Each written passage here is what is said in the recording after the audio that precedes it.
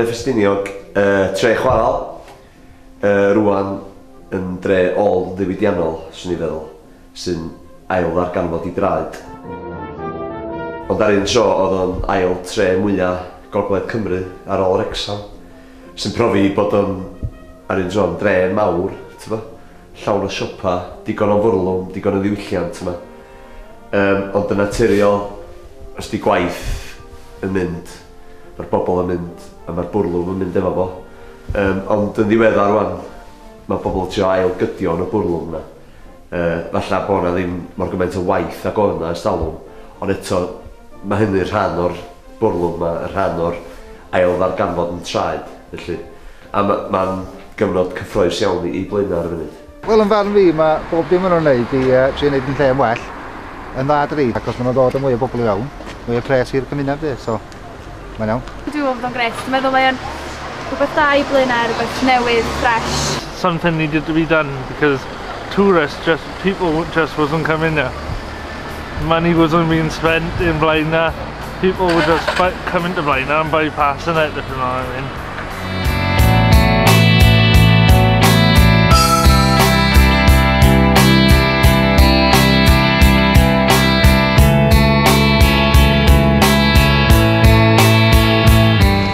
Yn galad ar y dre. Dwi'n fawr gweithio mewn staff ag peth ydy, mae di agor I fyny'r dre, ti'n gallu dweud hynna'n syth.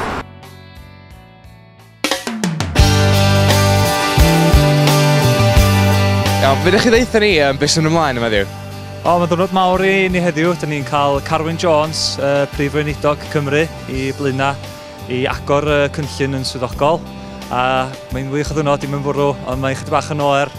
A gobeithio dadorchuddio'r darn yma tu ôl ni I ddangos gwaith Howard chwareli llechi Cymru. Da ni wedi bod yn gweithio'n galad iawn ar y prosiect yma ers blynyddoedd hwn.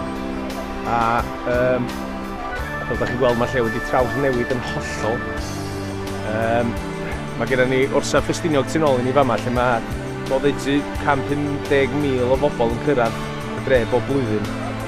Ydy rhan helaeth ond nhw byth yn mynd dim pellach na fanna. Dwi'n gwybod, os ydych chi'n cofio ffordd oedd y dre o blaen, os ydych chi'n cyrraedd yr ardal yma fama, a be oedd yma oedd wal anferth fel myr I ganol y stryd. Felly syniad y dre oedd I roi rhywbeth gweledol, trawiadol, dramatig o fama I drio ddenu bobl o'r orsaf I fyny I ganol y dre ag ar y stryd fawr, a dwi'n meddwl na dyna'n union be mae hwn yn wneud.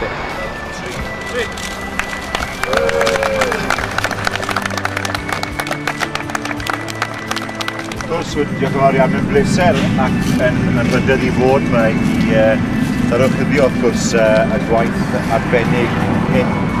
I gofio wrth gwrs treftadaeth Blaenau Ffestiniog a hefyd treftadaeth sawl cymuned yng Nghymru yma ni. A wrth gwrs, mae'n bwysig dros ben I gofio y treftadaeth llechi sydd ar gael mewn sawl rhan o Gymru. Fel un sydd yn dod o ardal o Gymru sydd yn rhannu y treftadaeth a'r diwylliant Cymraeg a'r traddodiad o weithio dan ddiar ond hyd yn oed yn y gweithio glo sef Dyffryn Aman yn y de. Mae'n bwysig dros ben gofio hanes ardal ond hefyd wrth gwrs I edrych ymlaen. Pleser mawr I weld y gwaith yn cael ei wneud fan hyn yma yn Blaenau. Mae'n rhoi hyder I bobl, hyder I'r gymuned ac wrth gwrs hyder I busnesau. Dwi'n Thomas I fenw I, ac fe gwahoddwyd I sgrifennu geiriau yn enwedig ar y darn yma sydd fan hyn o'r cynllun ac mae yna eiriau eraill ar y pileri hefyd gen I.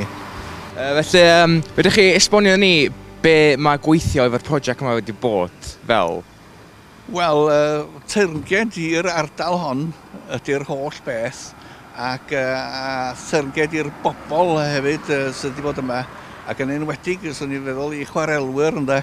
Felly diwrnod o ddathlu ydi hwn ac mae'r gwaith wedi cael ei wneud gan nifer o bobl ifanc egyniol iawn yn y Blaenau ac mae gweld ffrwyth I llafur a'i cynllunio nhw yn fan hyn yn rhoi pleser mawr I mi ac mi ddylai pobl Blaenau fod yn falch iawn o'r hyn sydd wedi digwydd yn fan. Be mae'r gyfraith Cymraeg gyda'r wneud y Llywodraeth Cymraeg ar wneud i sicrhau dyfodol yr iaith Cymraeg ac y diwylliant Cymraeg wrth i'r dyfodol dod i fod.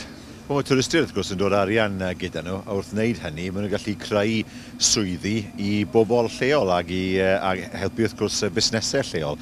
So, yn fy marn i, mae'n bosib dros ben i groesawu twristiaid, a wedyn wrth gwrs defnyddio'r arian yna, maen nhw'n dod i gryfhau'r ddiwylliant Gymraeg yma ym Blaenau a hefyd llefydd eraill. Dych chi feddwl ydy'r cam nesaf